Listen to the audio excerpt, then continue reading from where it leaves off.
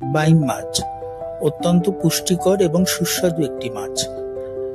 আমরা বিভিন্নভাবে বাইম মাছ রান্না করে খাই, অনেক সময় ঝোল, ভুনা অথবা ভাজি। খুব সহজলভ্য এই মাছটি খুব অল্প উপকরণ দ্বারা খুব দ্রুত রান্না করা সম্ভব। আজকে এই বাইম মাছের একটি রেসিপি আপনাদের সাথে শেয়ার করব। আশা করি আপনাদের ভালো লাগবে। প্রথমে বাইম মাছগুলোকে আমি ভালো করে কেটে পরিষ্কার করে ধুয়ে নিয়েছি। এখন রান্না চাপাবো। রান্নার জন্য প্যানে আমি সরিষার তেল দিয়ে দিলাম। আজকের রান্নাটা আমি সরিষার তেল দিয়েই করব।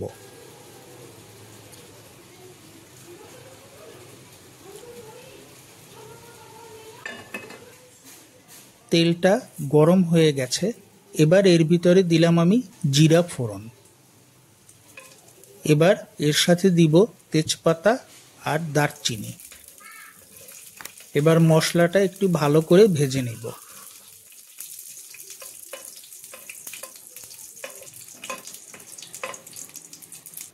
এখন এর ভিতরে দিয়ে দিব পেঁয়াজ কুচি। এবার পেঁয়াজটাকেও একটু ভালো করে ভেজে নেব। খুব বেশি একটা ভাজবো না, মিডিয়াম ভাজি করব।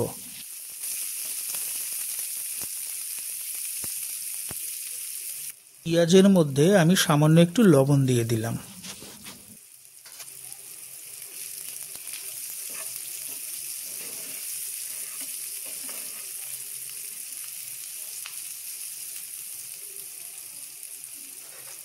পেঁয়াজটা হালকা লাল করে ভাজা হয়ে গেল, এখন দিয়ে দিলাম রসুন কুচি। এবার রসুন কুচিটাও আমি একটু ভালো করে ভেজে নিব। এখন এর ভিতরে দিব আদা বাটা।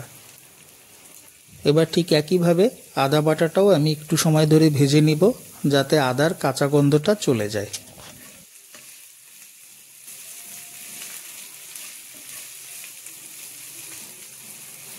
সামান্য একটু জল দিয়ে দিলাম, যাতে মশলাগুলো পুড়ে না যায়।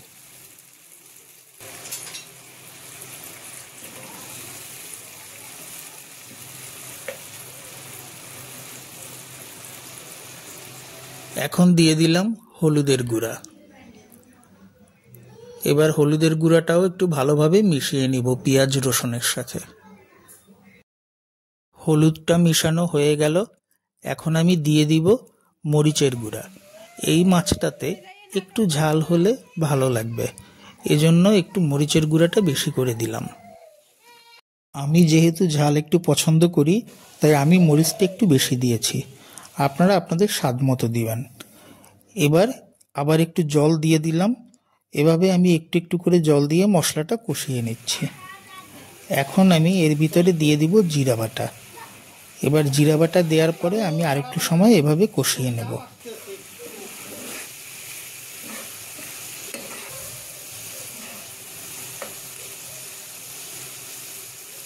এখন দিয়ে দিব 1 চামচ ধনে গুঁড়া।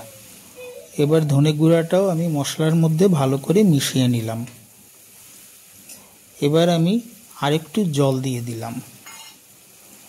এখন এর ভিতরে আমি দিয়ে দেব কুচি করে কেটে রাখা আলুগুলো।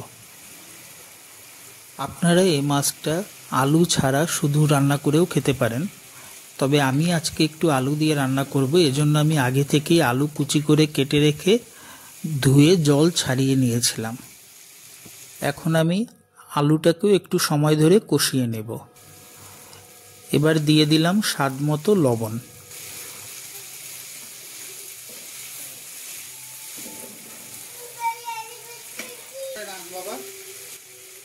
আলুটাও ভালোভাবে কষানো হয়ে গেল, এখন আমি এর ভিতরে দিয়ে দিব বাইম মাছগুলো। মাছ দেওয়ার পরে এবার মাছগুলোকে খুব সুন্দরভাবে মশলার সাথে মিশিয়ে নেব।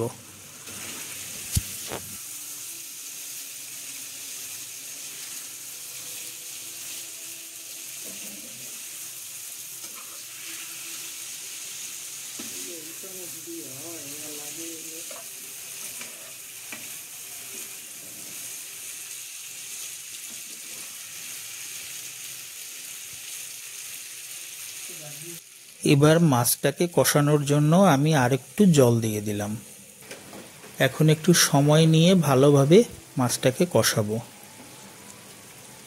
বাইম মাছটা অনেকটা মাংসের মতো করে রান্না করতে হয়, তাহলে স্বাদ অনেক ভালো লাগে। কিছু সময় ঢেকে রেখেছিলাম, এখন ঢাকনা তুলে দেখি আমার মাছটা বেশ ভালোভাবে কষানো হয়ে গেছে।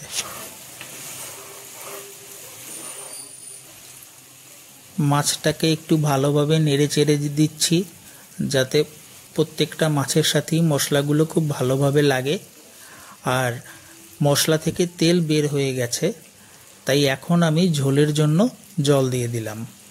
খুব বেশি জল দিব না, মোটামুটি একটু ঝোল ঝোল রান্না করব, যার কারণে পরিমাণ মতো জল দিয়ে এখন আমি মাছটাকে একটু সময় ঢেকে রাখব।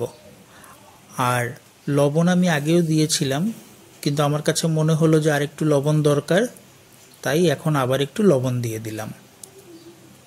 লবণটা ঝোলের মধ্যে ভালো করে মিশিয়ে দিলাম। এখন আমি মাছটাকে ঢেকে রাখব। কিছু সময় পরে আমি ঢাকনা তুলে ফেললাম। মাছের ঝোল রান্না করা হয়ে গেছে। এখন যতটুকু ঝোল আছে আমি আর বেশি টানাবো না। খুব সুন্দর একটা ঘ্রাণ বের হয়েছে, আর কালারটাও দেখতে বেশ ভালো হয়েছে। এখন আমি এর ভিতরে দিয়ে দিব 1 চামচ গরম মশলার গুঁড়া। গরম মশলাটা দিয়ে আমি একটু ভালোভাবে নেড়ে চেড়ে দিলাম। বাইম মাছ রান্না করা হয়ে গেছে। আমি খুব বেশি একটা ঝোল রাখিনি, তো এখন আমি মাছটাকে নামিয়ে ফেলব। গরম মশলা দেওয়ার পরে একটু সময় ঢেকে রাখলাম, যাতে করে গরম মশলার ঘ্রাণটা খুব ভালোভাবে ছড়িয়ে পড়ে। তো আজকের মতো রান্না কমপ্লিট। আর এই হচ্ছে আমার বাইম মাছ রান্না করার ফাইনাল লুক। আশা করি মাছটা দেখতে আপনাদের ভালো লাগছে। এভাবে আপনারা অবশ্যই বাসায় একবার রান্না করে খেয়ে দেখবেন, আশা করি ভালো লাগবে। আর আমার ভিডিওটি যদি ভালো লাগে অবশ্যই আমার ভিডিওতে একটি লাইক করবেন, আর আমার চ্যানেলটিতে সাবস্ক্রাইব করবেন, আর আপনাদের মতামত কমেন্টের মাধ্যমে জানাবেন। ধন্যবাদ।